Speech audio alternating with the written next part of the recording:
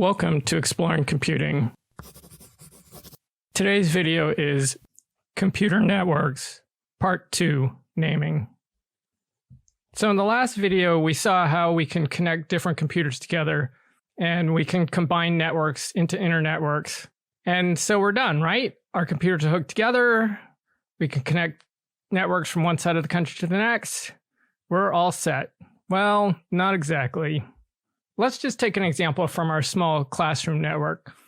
So as we saw in the last video, the Wi-Fi network in a classroom could be considered a star network, where the wireless router is the central hub and each student's laptop is one of the outside nodes. Now, when I was in college, I actually got busted passing notes in a class. The sad thing is, I wasn't even in the class. I went to the class because a girl who I thought was really cute invited me to sit in with her in her class. And we got busted passing notes. But the good news is, 30 years later, we're still best friends. But that won't happen to you guys because you guys can just text each other. I won't even know you're doing it. So let's say you're in the classroom and you want to type a message. And here's our message here. Notice the use of the Unicode heart emoji. You now know how that works internally from the first lecture. So let's say we want to send this message to a friend who's across the classroom. So I go ahead and type in the message, and then, wait a minute. So our computers are all hooked together, but we have no way of identifying each of the individual computers. So in order for me to send this message to a specific computer, as opposed to everybody in the classroom, although this is a fine message for everybody in the classroom, I would need a way of identifying individual computers on the network. So this is the main topic of today's video. How are we going to name or identify computers on the network? And it turns out there are a couple different naming schemes. The first naming scheme is something called a physical address or a MAC address. MAC in this case does not stand for Macintosh. It actually stands for Media Access Control, but I wrote that in really small font because you don't really need to know that. Most people don't. So this is an example of a physical address or a MAC address. Again, those two names are synonymous. And you can see it consists of a sequence of what kind of look like numbers, but they've kind of got letters mixed in. So these are hexadecimal numbers. So they're base 16 instead of base 10 or base 2. And they're very easy to convert from hexadecimal to binary, which is why computer scientists like to use them. Okay, so 000142 AF3B05, and that's our MAC address for our computer. And these are sometimes written with dashes between them, and occasionally you'll see them written with colons between them. This is actually one of the numbers that you provide to Stanford when you register a device with the Stanford network. It's actually how Stanford realizes that your computer is okay to let on the network. Okay, there's a couple things about physical or MAC addresses. First of all, of course, every computer needs a unique MAC address. So these are all unique numbers. The second thing is that first set of 6 hexadecimal digits, those are actually a manufacturing prefix. And so here are some of Apple's prefixes. They actually have quite a few. They have over 24, but here's some examples. So if you've got a MAC address that starts 000A95, 0016CB, 0021E9, we know that you have a Macintosh computer. And here are some of Samsung's addresses. So you get the basic idea. Every manufacturer has a whole bunch of prefixes, and whenever they create a computer or a tablet or a smartphone, they use a MAC address that starts with their prefix. And I should also mention that most computers actually have multiple MAC addresses. So you might have one MAC address for your Wi-Fi. You might have a different MAC address for Bluetooth. And if your computer actually hooks to Ethernet, you would have a third MAC address for that. I can use this to get my message from my computer to my friend's computer across the classroom, and this works great. So are we done? Well, not yet. So it turns out there's a problem with this. So here we've got a bunch of computers being manufactured by Apple, and they're coming off the assembly line. And you can see they all share the same set of numbers, except for that last digit is changing. And so basically you come up with another device, you change the last digit of the number. You come up with another device, you come You change the last digit to the last number. So that's great. That does come with a whole bunch of unique numbers for all of the Apple computers, which is what you need. But here's the thing. These computers are going to go to different locations. One of them might go to Stanford. One of them might go to the University of Texas. One of them might go to Harvard. One of them might get lucky and go off to Europe. So if we use these MAC addresses to send messages across the internet, that would be like the Postal Service using Social Security numbers to send letters. Social Security numbers are unique, so if we use them to address letters, there's no ambiguity. We know exactly who that letter is supposed to go to. And so here I've got 3 letters. It turns out they're love letters, not because I'm romantic, but because I thought it would be easier to use an emoji than to draw a letter. And it turns out, I guess the only emoji for letters is the love letter emoji. And so if we handed these 3 letters to the post office, gave them the Social Security number of the 3 people we wanted to send them to, the post office would look at us and say, what, are you crazy? So clearly the system doesn't work.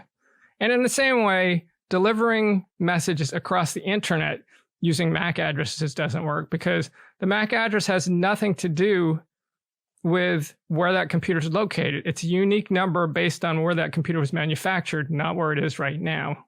So it doesn't work very well. It will work for a small local area network, so it can work in the classroom. In fact, a lot of the small networks actually do use the MAC addresses directly for this purpose. But we need another system to get messages across the wider network as opposed to within a single network. So I do want to make it clear that the MAC addresses are used. They're just used within the local network. So they're an important component, but they are not sufficient by themselves if we want to get a message outside of our local network. Okay, so here's our next naming scheme. These are called IP addresses or IP numbers. The IP stands for Internet Protocol, and that actually is going to turn out to be important. So I wrote that with a slightly larger font. But we'll be talking about Internet Protocol in quite some detail next lecture. Okay, so the traditional IP addresses or IP numbers look like this. There's 4 digits separated by dots, and each of the digits goes between 0 and 255. And if you think about it, why do we go from 0 to 255? Because that's the range of values we can store in a byte. So really what these IP addresses are is they're 4 bytes. Now, there's a little problem with this traditional IP address, which is if I've got 4 bytes, I can store 2 to the 32 different combinations, which gives me a little over 4 billion combinations. And there are 7.8 billion people on the planet. So we don't have enough IP addresses for everyone. And what's more, many of you, including me, have multiple IP addresses because everything that we've got connected to the internet needs one. So if you've got a cell phone and a laptop, well, that's 2. You've got a smart TV, that's 3. You've got a tablet, that's 4. You've got a gaming console, that's 5. And then one more thing is these numbers were not handed out equitably. So it turns out that Stanford University was one of the first 4 sites on the original internet when the internet was first developed. And we had a huge range of numbers. And so we actually gave a bunch of numbers away a while back because we didn't need our full range of numbers. But ultimately, this is clearly a problem, and this scheme can't stand. So there's a newer version of IP, and it uses addresses that look like this. And these look kind of scary to me. So if they look scary to you, they look scary to me. These consist of 8 sets of 16 bits each. Each single hexadecimal digit corresponds to 4 bits. So 2 sets of hexadecimal digits corresponds to a byte. And since these are each 4 sets of hexadecimal digits, they're each 16 bits, and there are 8 of them. So it turns out there's a total of 128 bits here. And if we do the math again, with our traditional system, we have 32 bits spread across 4 bytes. We have 2 to the 32 combinations, so we have a little over 4.2 billion combinations.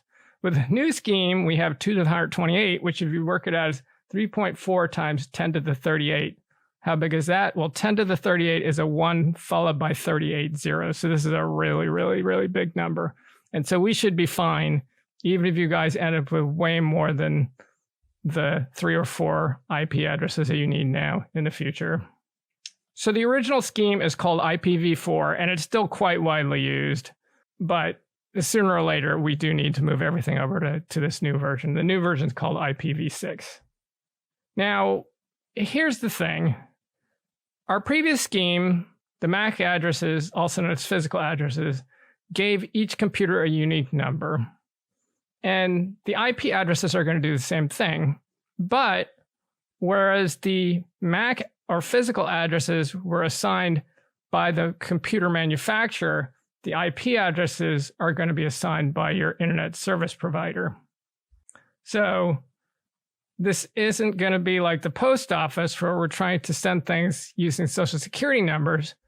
Instead, what we're going to do is we're going to take our IP address, and I'm using the traditional IPv4, both because I'm way more comfortable reading them, and it's much easier not using those super, super, super long numbers for our examples. Okay, so here's a letter we're trying to send on the internet. We've got this IP number, 181.12.83.0.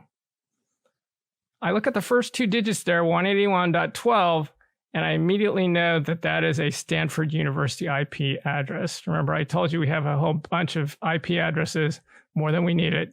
So this is a part of the range that we kept. And so I know it's in the United States. I know it's Stanford University, but I actually know more than that. If I look at the 1812 and then I look at the .83, I actually know it's Gavilan Dorm. I'm using Gavilan, for example, because that's where I was as a resident fellow for 12 years. Okay, so I can get to that particular dorm. And so you can see that we can route it not only to the internet service provider, but the internet service provider can set up their system so that they can route it even further within the system down to the point where the routing software can just keep track of this particular person. Here's their MAC address. I actually know where that MAC address is located. And so this system will work to route anything within the internet. Now, keep in mind, since these numbers are related to your internet service provider, if you have a particular number here when you're at Stanford, and let's say you fly home and you're now on Comcast, you're going to get a different IP address. We're not done yet. The problem is these IP addresses are not very easy to remember. There are some people that know a bunch of IPv4 addresses, mostly computer tech people. There are certain IPv4 addresses on campus that they need to know. But I'm rather doubtful anybody has any of these IPv6 addresses memorized, so this is not sufficient. So we need another scheme, and that is host names, and this is what you guys are used to. So, like www.stanford.edu, www.nasa.gov, all those addresses that you are used to, those are called host names. And there's a system to convert from a host name to an IP address. Ultimately, all traffic on the internet travels using the IP addresses. We've got one other major naming system to talk about. And while the previous naming systems were used to identify computers on the internet, this particular naming system is used to identify programs running on a single computer. So here's my computer here, and I'm running a number of different programs. I'm running a web browser, I'm running an email program, I'm running a messaging system, and I'm streaming music. And so my computer is receiving information from lots of different computers out on the internet. And so when my computer receives that information, it needs to figure out which one of the various programs that I'm running that information should be sent to. And that's what this port number system is used for. So here are some common port numbers. Web browsing uses port 80. Email uses port 143. Actually, email has several different ports associated with it. Facebook messaging uses port 5222 and so on. So if my computer receives data and it's marked with port 143, my computer knows that that should be forwarded on to the email program. Whereas if my computer receives information marked with port 3689, it knows that that goes to the music program. And if it gets information with port 80, it knows that it should go to the web browser. You may run into these port numbers, particularly in relationship to computer security. The firewall would turn these ports on or off, and we'll talk about that when we get to the security lecture. But essentially what's happening here is with the firewall is it's controlling what information goes out of the computer and what information comes onto the computer based on the port number. So it says, oh, you don't use this particular port. Maybe this is a standard port that's used for a particular program, but you're not using that program. So if I start receiving traffic to your computer trying to get through that port, it's probably somebody trying to hack the program associated with that port or somehow use some sort of vulnerability in the software to get into your computer. So I'm going to go ahead and block that port. And you're only going to turn on the ports that you actually need for the programs that you're running. You may also hear the term socket. This is related. Essentially, a socket is a connection between two computers. So you can see here, I've got a web server. This web server has sockets open to 3 different computers. I've got a line drawn showing a single one of these sockets where the web server is communicating with 124.12.0.152. That's my IP address, and it's on port 80. And then I would have different sockets open to these other computers that my web server is sending information to. All right, that's it for today, but we will continue taking a look at the internet in the next lecture. I'll see you then.